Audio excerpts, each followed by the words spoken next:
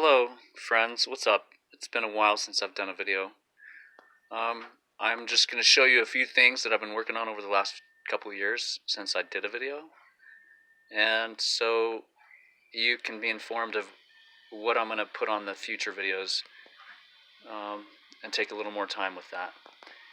Anyway, I just had leftover gold, which I decided to turn back into the monatomic form, and that's it. And I'm gonna pour that off. That'll be the last time I've poured that off, and I'll keep it in a liquid form. Whereas the stuff that I poured off, one important thing that people don't know is when you do these experiments with gold, the water that you pour off, even though it looks clear, has lots of gold in it. So the key is to put in hydrogen peroxide, believe it or not, like a teaspoon to a tablespoon of hydrogen peroxide, which is that, and those are my two acids, and then the salt and lye. Anyway, and it all of a sudden turns dark like that, and then the gold falls to the bottom. For example, this. And you can see where I put my finger in there. It's actually probably about a gram of gold down on the bottom. And that's through about 3 different pores. 2 or 3 in there and 1 there. So about 4 pores of cleaning the salt out of the liquid. So it's just gold with a hydrogen ion. It's monatomic gold, I think, at first when it's white, and then over the next day it turns gray and sometimes even dark gray, and that is when it attaches to a hydrogen, even and sometimes nitrogen, but mainly hydrogen in the water. And I think nitrogen is it can turn green. But anyway, so when you take the gold and you dry it out into a powder, it's usually dark,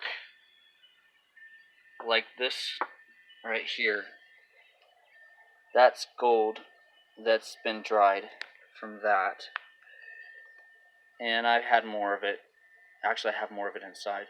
That's half monatomic gold and half real gold, which I put in the furnace, and a special process I'm not going to tell you about now, but it's pretty simple. And it literally formed gold, which protected it, so you don't need an annealing machine, yet I still want to use one in the future. And then you dissolve the gold back out, leaving the monatomic gold, which the white piece is actual pure monatomic gold. That is pure monatomic gold, but slightly, I don't know, not as pure. That's why it's a little bit purplish, which means a colloidal form. But that is the white one. I have a little bit more of this, but anyway, that's monatomic gold, most likely. 99.99% sure of that. Anyway, let's see. Those are just it's an experiment with copper, but it's a little more complicated than I thought. And anyway, so if you guys want to know what is a good approach to all this, you need to be occasionally reading and not just watching videos. The Genesis of the Grail King by Lawrence Gardner is what I'm currently reading.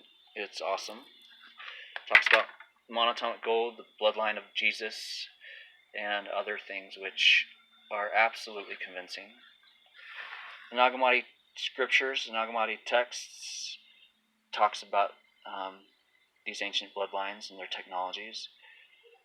Once you know about monatomic gold and you go back through the Bible and the Nagamati scriptures, it literally is like night and day. You literally have a different view of what we've been taught in the Bible. And then this is my favorite, The Elixir of Immortality by Robert E. Cox. And that is going to be part of many videos that I will do on my setup, which this will all be glass setup, which I've already done it a little bit. That's my tank of propane and the burners, which you heat the glass, and I'll set that up and show you. You heat up the glass and put the mercury in it, and liquid mercury, gold. Well, you start with gold and antimony, put it in there, and then crush it up, put it in the liquid mercury, and eventually you put in bismuth, which is the magical secret, supposedly. And this book talks about it. So if you really truly want to know how they really did produce this, the projection powder, the stuff that actually changed lead into gold and healed the body, well, this would be the book. So anyway, you guys take it easy, and I'll talk to you soon. We'll see you around, friends.